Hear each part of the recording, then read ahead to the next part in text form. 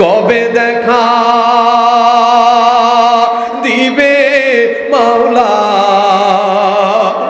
সইতে পারি না,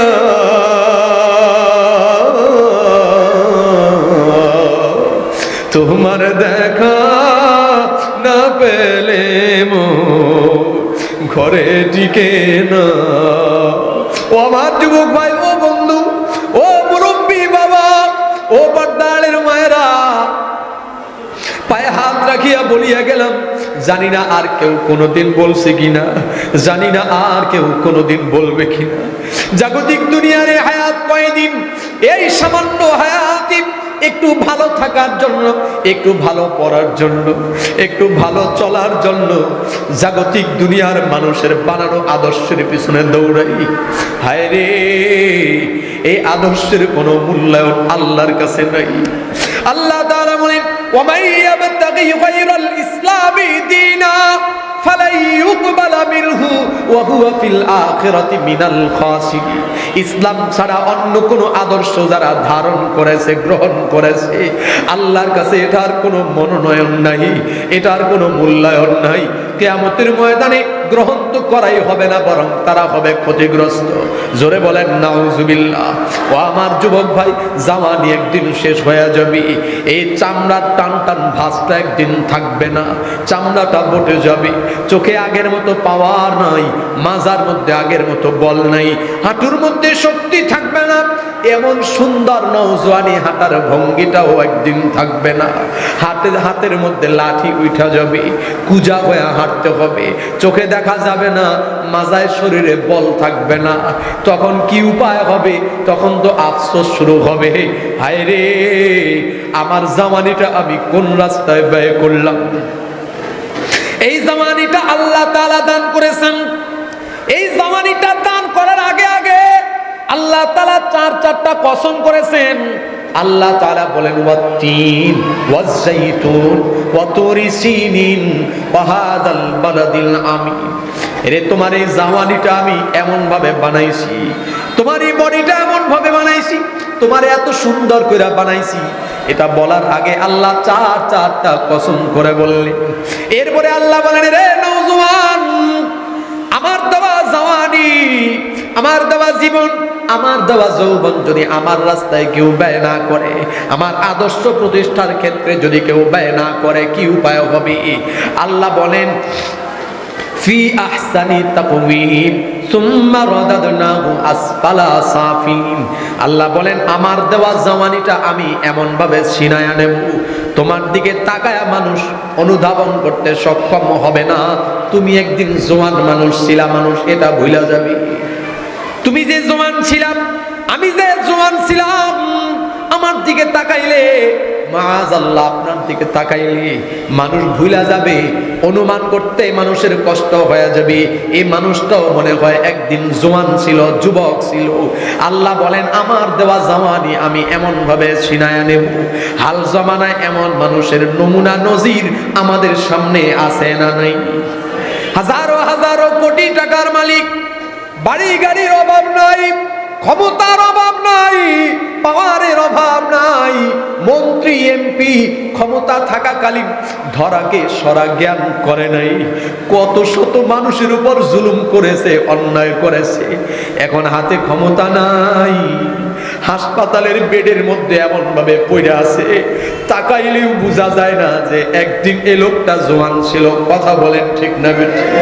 রে নওজোয়ান যুবক, ও বন্ধু, এই পাওয়ারের কি দাম, এই টাকার কি দাম, এই ক্ষমতার কি দাম, যে মারা যাওয়ার 10 ঘন্টা 15 ঘন্টা 20 ঘন্টা হাসপাতালের বেডের মধ্যে পড়ে আছে, একটা মানুষ আইসা তাকে দেখার মতো কেউ নাই।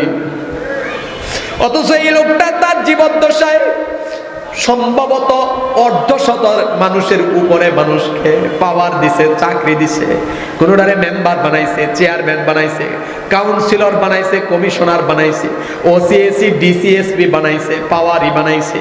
কিন্তু এই যে মারা যাওয়ার 15 ঘন্টা 20 ঘন্টা 10 ঘন্টা হাসপাতালের বেডে লাশ হয়ে পড়ে রয়েছে, এই লোকটাকে দেখার মতো তার হাতে বানানো ক্ষমতা দরকার পাওয়া যায় না। কথা ধরে কোন ঠিক না বেঠি? 3 দিনেরই বাহাদুরি শুধুই বালুর বাঁধ ফুরিয়ে এলে বাতাসটুকু মিটবে যে তোর সাধ ক্ষমতার ওই দাপট দিয়ে ক্ষমতার ওই দাপট দিয়ে টিকে থাকা যাবে না 3.5 হাত জায়গা পাবি না রে বিছানা 3.5 হাত জায়গা পাবি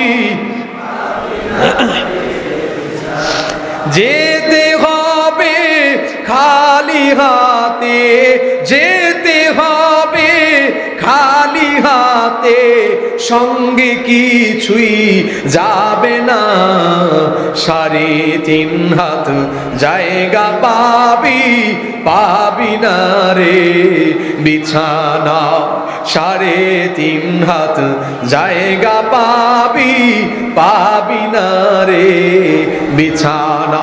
ও আমার যুবক ভাই, ও বন্ধু, ও আমার বাবা, ও মুরব্বীরা, ও পর্দার আলের মায়েরা, বলতেছিলাম হায়াতের এই সাময়িক জীবনী যারা আল্লাহর রসুলের আদর্শ গ্রহণ করে নাই, আল্লাহর রসুলের আখলাক গ্রহণ করে নাই, আল্লাহর রসুলের উপরে ঈমান গ্রহণ করে নাই, ঈমান নিজে ধারণ করে নাই, ঈমান ধারণের দাওয়াত দেয় নাই, এক কথায় দ্বীন কায়েমের চেষ্টা করে নাই, বিরোধিতা করেছে, তাদের ঠিকানাটা জমিনেও লাঞ্ছনার জিন্দেগি, পরকালীন জিন্দেগিতেও লাঞ্ছনার জিন্দেগি। কথা বলেন ঠিক না মিথ্যে? এমন লাঞ্ছনা জমিনে, এমন লাঞ্ছনা, এমন অপমান উদাহরণ আল্লাহ আমাদেরকে হাতে কলমে দেখাইছেন। কথা বলেন ঠিক না মিথ্যে? 17টা বৎসর ধরে যারা ওয়াজ করছে আমরা দেশপ্রেমিক, ওরা রাজাকার, আল্লাহ তাআলা তাদেরকে দেখাইলেন দেশপ্রেমিক তসবিহ যারা জপছে আসলে এই দেশের মধ্যে তাদের কিছুই নাই। আমেরিকা, ইংল্যান্ড, লন্ডন, ভারতে তাদের বাড়ি গাড়ির অভাব নাই, তারা তাদের বাড়িতে চলে গেছে। আর যাদেরকে বলা হয়তো এরা দেশের দুশমন, এরা এ দেশের মাটি আঁকড়ায় ধরে পড়ে আছে দেশের ইজ্জত আবরু সম্মান হেফাজতের জন্য। আর বিপরীতে যারা আল্লাহর রসুলের আনিত দ্বীন গ্রহণ করেছে, আল্লাহর রসুলের আনিত আদর্শ গ্রহণ করেছে, আদর্শ প্রতিষ্ঠার কাজ করেছে, সাময়িক জিন্দেগিতে যদিও তাদের একটু কষ্ট হয়েছে, জেল জুলুম, হুমকি ধমকি, জুলুম নির্যাতন তাদের উপর এসেছে, কিন্তু তারা যদি বাজান মরিয়া যায়, মারা যাওয়ার পরে তারা বাদশাহীর জিন্দেগি পাওয়া যায়, কবরেও তাদের বাদশাহীর হালত, হাসরেও তাদের বাদশাহীর হালত, মিজান পুলসিরাতে তাদের কোনো ভয় নাই। আল্লাহ তাআলা বলেন যারা আল্লাহর ওলি হবে লা খাউফুন আলাইহিম ওয়ালা হুম ইয়াহজানুন, যারা এইভাবে জিন্দেগি গঠন করে যাবে তাদের রেখে যাওয়া জিন্দেগির জন্য কোনো টেনশন হবে না, সন্তানের জন্য টেনশন নাই, ব্যবসা প্রতিষ্ঠানের জন্য পেরেশানি নাই, মাদ্রাসা মসজিদ প্রতিষ্ঠান যা আছে, ব্যবসা প্রতিষ্ঠান আছে, এগুলার জন্য কোনো পেরেশানি নাই, চিন্তা ভাবনা নাই, আল্লাহ তাআলা দায়িত্ব নিয়ে নেবেন। হ্যাঁ, কবর থেকে বের হওয়ার পরে সামনের যে জিন্দেগি কি উপায় হবে একটা ভয়, আল্লাহ বলেন না না, এটার জন্য তোমার কোনো ভয় হবে না, ভয়ের দরকার নাই। কি হবে তাদের ঠিকানা? আল্লাহ তাআলা বলেন, খেয়াল করেন, 2 মিনিটে কথা শেষ ইনশাআল্লাহ, খেয়াল করেন, আল্লাহ তাআলা তাদের সম্পর্কে বলেন ওয়াসিকাল্লাযীনা তাকাউ রাব্বাহুম। নামাজ কয়টায়? আমার তো বললো 7:30 আযান, 7:45 নামাজ। আল্লাহ তাআলা বলেন ওয়াসিকাল্লাযীনা তাকাউ রাব্বাহুম ইলাল জান্নাতি যুমারা হাত্তা ইযা জাউহা ওয়া ফুতিহাত আবওয়াবুহা ওয়া ক্বালা লাহুম খাজানাতুহা সালামুন আলাইকুম তিবতুম ফাদখুলুহা খালিদিন। জোরে বলেন সুবহানাল্লাহ। হ্যাঁ, মাওলা পাক বলেন, রে নওজওয়ান, হায়াতে জিন্দেগির এই কষ্টের জিন্দেগি পার হওয়ার পরে এই দুনিয়া দুনিয়ার চাকচিক্যময় লোভনীয় ক্ষমতার পাওয়ার পরিত্যাগ করেছো, গুণ নাই না, আমার তোমাদের ক্ষমতার দরকার নেই। তোমরা ক্ষমতা মানে যেটা বুঝায় আমাদেরকে দেখাইছো, গরিবের উপর অত্যাচার, ব্যবসায়ীর উপর অত্যাচার, দেশের সাধারণ মানুষ চলাচল করতে পারে না, গাড়ি স্ট্যান্ড, রোড কি বলে, লঞ্চ স্টিমার, গাড়ি স্টিমার, গাড়ি স্ট্যান্ড, লঞ্চ স্ট্যান্ড, এরপরে এয়ারপোর্ট বলেন, রিক্সা stand, CNG stand, road culvert, যা কিছু আছে সব কিছু দখল কইরা এদেশের মানুষের উপর জুলুম করো, এমন ক্ষমতা আমার দরকার নাই। যারা এগুলারে বৃদ্ধাঙ্গুলি দেখায়া আল্লাহ আল্লাহর রাসূলের আদর্শের উপরে চলেছে, আল্লাহ বলেন তাদের কি হবে? ওয়াসিকাল্লাযীনা তাকাউ রাব্বাহুম ইলাল জান্নাতি যুমারা, তাদেরকেও আল্লাহর জান্নাতে যাওয়ার জন্য একটা রাস্তা দেওয়া হবে। ওই রাস্তা দিয়ে অভ্যর্থনা জানানোর জন্য দুই পাশে ফেরেশতারা দাঁড়ায়া থাকবে।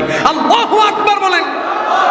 দুই পাশে ফেরেশতা দাঁড়ায়া থাকবে, ফেরেশতাদের হাতের মধ্যে বাবা ফুলের মালা থাকবে।